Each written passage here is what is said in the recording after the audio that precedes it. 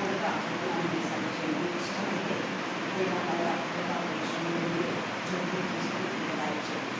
మీకు ఇష్టం ఎలా ఉంటే అలాగే చదివించండి. కాకపోతే చిన్న పాప విషయంలో కూడా చాలా సహాయం చేయండి. పిల్లలందరూ ఏదో మంచి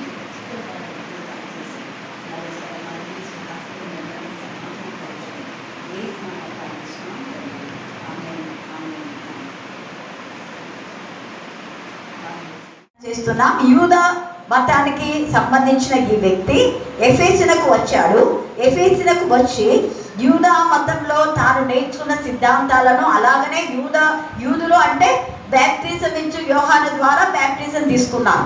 యూదులు చాలా మంది అలాగ బ్యాప్టిజం ఇచ్చు యోహానుతో బ్యాప్టిజం తీసుకొని ఆ యోహాను యొక్క మరి సిద్ధాంతాలను, లేకపోతే యోహాను పరిశుద్ధంగా ఉండాలని పాప క్షమాపణ కోరుకొని బ్యాప్టిజం అనేది, అంతకుముందు బ్యాప్టిజం అనేది లేదు, అంతకుముందు సున్నతి అనేది ఉంది.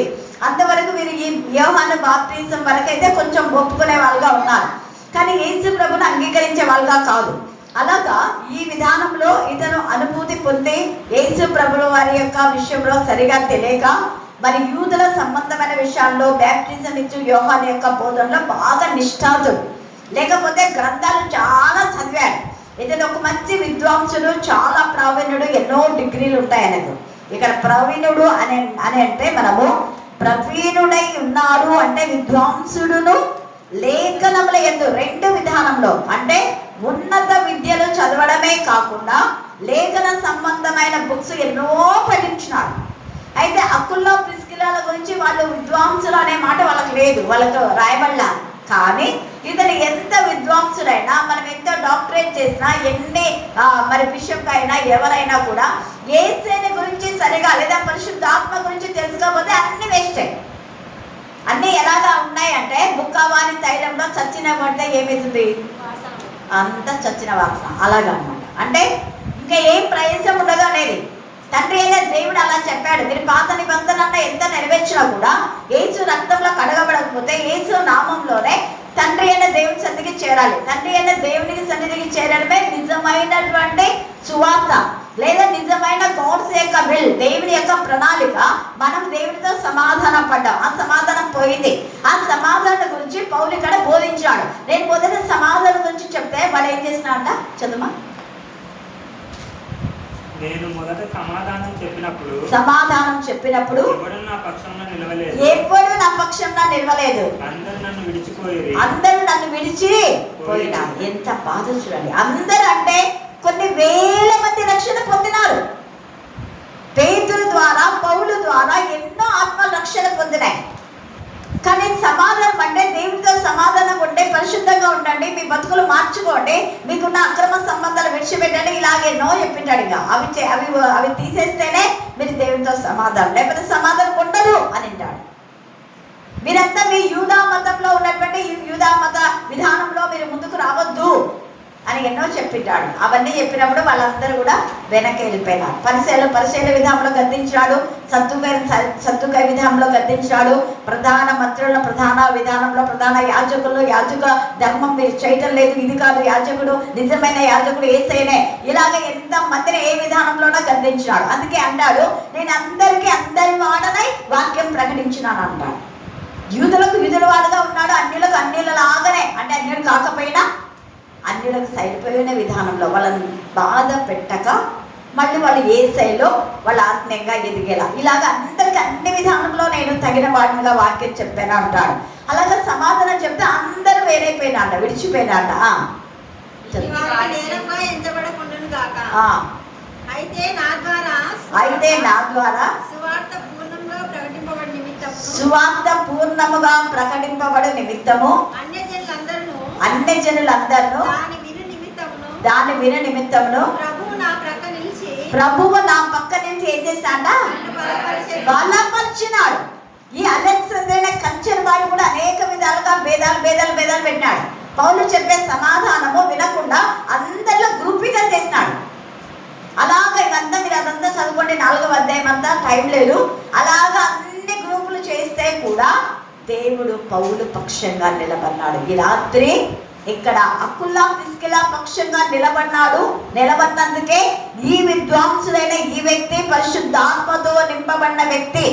ఇతను అంతగా ఆత్మీయ స్థితిలో లోతైన విషయాల్లో లేడు, కానీ వీళ్ళు మరీ ఎక్కువగా పరిశుద్ధాత్మ గురించి, ఆ తర్వాత 7 ఆత్మల యొక్క మర్మాన్ని, శక్తిని, ప్రభావాన్ని అతనికి తెలిపి ఉంటారు. అందుకే మరి ఎక్కువగా బోధించమన్నాడు. ఎప్పుడైతే చూడండి, తన ఆత్మ యొక్క తీవ్రత పడి తన ఆత్మ అన్నాడు ఇక్కడ బాగా. అందుకే పది ఇవన్నీ నేను ఆ రోజు చెప్పలేదు, నీకు కేవలం అకుల్లా ప్రిస్కిల్లా గురించి మాత్రమే చెప్పాను. మీరేమనుకున్నా అంటే ఇది మనం ధ్యానించినాం కదా అనుకుంటున్నాం. ఇక్కడ ఏమనుంది, విషయమే ఉపదేశం పొంది తన ఆత్మ ఎంతో తీవ్రపడినాడు, కానీ పరిశుద్ధ ఆత్మ నడిపింపులన్నది ఇక్కడ లేదు. అంటే తనకు తెలిసిన ఆత్మ సంగతులు ఎంత తెలుసో అంత, యేసును గురించిన సంగతులు వివరముగా వాళ్ళు చెప్పి బోధించుతూ సమాజ మందిరంలో ధైర్యంగా అప్పుడు ఆరంభించిన తర్వాత ఈ ప్రిస్కిల్లా అకుల్లా యుగుడు విని అతన్ని చేర్చుకొని, దేవుని మార్గం అంటే దేవుని మార్గం నువ్వు చెప్పేది సరి అయితే, కానీ దేవుడే ఏం చెప్పాడు అంటే తన ప్రియ కుమార్ని ఈ లోకాన్ని పంపి నేనే మార్గం సత్యం జీవం అన్నాడు. ఆ జీవమైన యేసయ్య మనతో ఉంటాడన్న విషయం చెప్పాడు. ఇతను తను తాను పరిశుద్ధపరుచుకున్నాడు, వాక్యంలో ఉన్నాడు, దైవికమైన విధానంలో వెళ్తూ ఉన్నాడు. కానీ పరిశుద్ధాత్మతో శక్తితో నింపబడి ఆత్మ ద్వారా బోధించే లేఖన భాగాలు వేరే ఉన్నాయి. ఇతను కూడా బోధిస్తున్నాడు, కానీ ఇతని బోధ సరైనది కాదని చెప్పట్లేదు ఇక్కడ. మరి ఎక్కువగా యేసయ్య గురించి చెప్పాడు. ఏమన్నా అంటే సత్య స్వరూపి ఆత్మ మీలోకి వచ్చినప్పుడు ఆయన మిమ్మల్ని ఏం చేశాడు, సర్వ సత్యంలోనికి, అంటే నీకు కొంత తెలిసిన ఇంకా సత్యంలోకి నడిపిస్తాడు. ఆ ఇంకా సత్యమైన బోధన వీళ్ళు బోధించారు. పరిశుద్ధాత్మతో శక్తితో మనం నింపబడినప్పుడు అనేక ఆత్మలను గద్దించి బుద్ధి చెప్పగలుగుతాం. ఆ పరిశుద్ధాత్మ శక్తి పవర్ మనలో ఉన్నప్పుడు ఎవరికి మనం భయపడం, ధైర్యంగా ఖండిస్తాం, తప్పు అని చెప్తాం. ఆ మాట వీళ్ళు తెలియజేశారు. అందుకే అతను చేర్చుకున్నాడు, ప్రోత్సాహపరచు. అక్కడున్న వాళ్ళకంతా పత్రికలు రాశాడు. అప్పుడు కృప చేత విశ్వసించిన వారికంతా కూడా చాలా సహాయం చేశారు. తర్వాత యేసు క్రీస్తు అనే లేఖనముల ద్వారా అతడు ఇప్పుడు చెప్తున్నాడు. అప్పుడు అంతవరకు అతను చెప్పింది ఏంటి అంటే పరిశుద్ధాత్మతో శక్తితో దేవుడు నింపబడిన విషయాన్ని కాకుండా యోహాను యొక్క బ్యాప్టిజం గురించి మాత్రమే తెలుసుకొని మీరందరూ మారు మనసు పొందండి, పాప క్షమాపణ విషయమై బాప్టిజం పొందండి. ఇదే చెప్తున్నాడు. మీరు మారు మనసు పొందాలి, పాప క్షమాపణ పొందాలి, బ్యాప్టిజం పొందాలి. మారు మనసు పొందండి, పాప క్షమాపణ పొందండి, బ్యాప్టిజం పొందండి. బ్యాప్టిజం తర్వాత వచ్చే విషయాన్ని అక్కడ యోహాను చెప్పాడు, కానీ వాళ్ళు ఎవరు చెప్పాలి? శిష్యుడు. యోహాను చెప్పాడు, నేనైతే మీకు నీటిలో బాప్టిజం ఇస్తున్నాను, కానీ నా వెనుక వచ్చేవాడు పరిశుద్ధాత్మలోను అగ్నితోనూ, వీళ్ళ అగ్ని బాప్టిజాల గురించి చెప్పారు. ఆయన మండుతూ ప్రకాశించు దీపమే ఉన్నాడన్న విషయాన్ని తెలియజేశారు. అందుకే యేసయ్య సిలువ విలువని ఇప్పుడు తెలుసుకున్నాడు, యేసయ్య రక్తం యొక్క విలువని తెలుసుకున్నాడు కాబట్టి యేసయ్య రక్తం యొక్క ప్రవాహమును, ఆయన యొక్క శక్తిని, అందుకే యేసయ్య క్రీస్తు అని లేఖనముల ద్వారా అతను దృష్టాంతపరచి ఎంత బాగా చెప్పాడు. యోహాను 9:6 ఈయన గురించే రాయబడింది అని చెప్పాడు. మీకా 2వ అధ్యాయంలో 7వ అధ్యాయంలో ఈయన గురించే రాయబడింది. ఈయననే రాజుల రాజు, ఈయననే తీర్పు తెచ్చబోతాడు. అది లేఖనముల ద్వారా ఇర్మియా ఇలా ప్రవచించాడు, అన్నీ చెప్తూ ఉన్నాడు.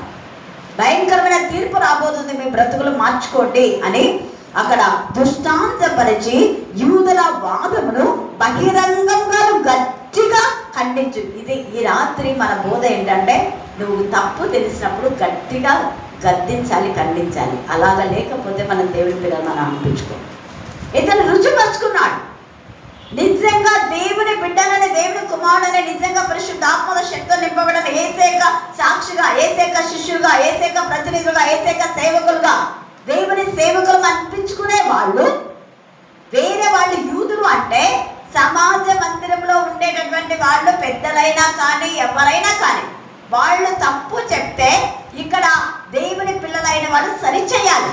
కానీ వాళ్ళు చెప్పినట్టుగా వినడం కాదు.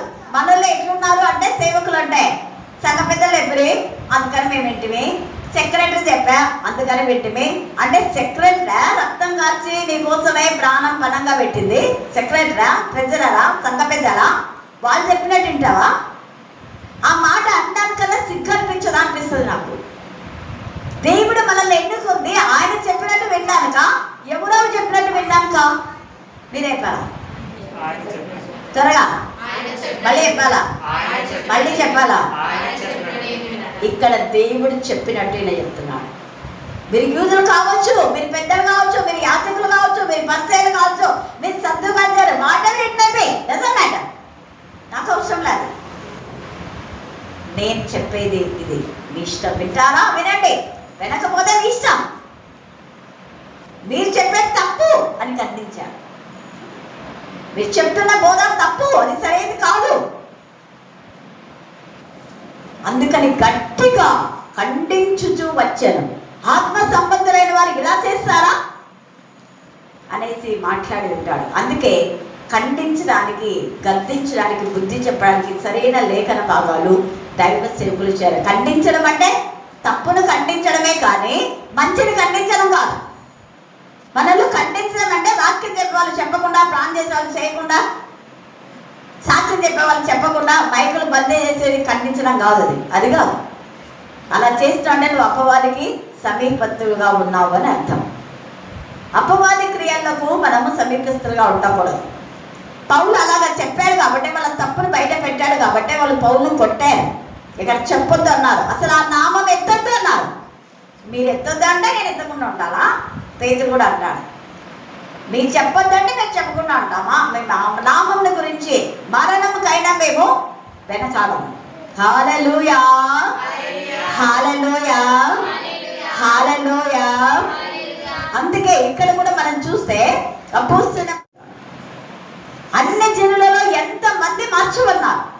పోనీ రక్షణలో ఎప్పుడో రక్షణ పొంది మళ్ళా లోకంలో కలిసిపోయిన వాళ్ళంతా నూతన రక్షణ